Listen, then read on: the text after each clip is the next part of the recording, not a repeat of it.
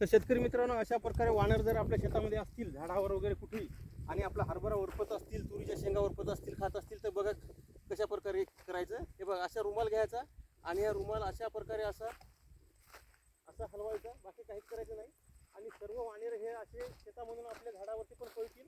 बघा कशा प्रकारे पळत आहे, बघू शकता आपण. हे बघा, अशा प्रकारे दस्ती आपली दाखवायची, बाकी काहीच करायचं नाही. हे बघा वानर कसे पळते, बघा बघा कसे पळतात.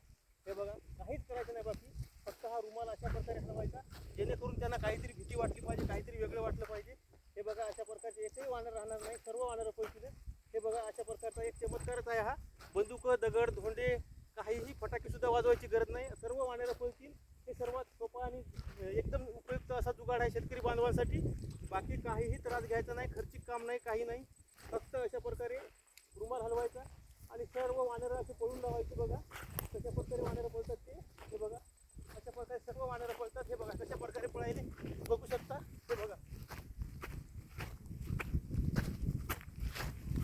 बघा, आमचं बंधू मित्र आले आहेत, या पळत.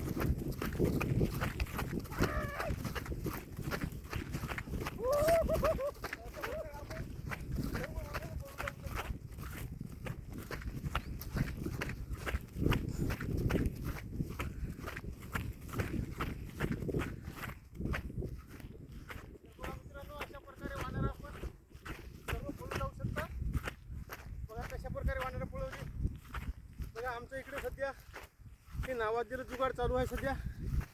अशा प्रकारे आपण हे करू शकता आणि याचा फायदा घेऊ शकता.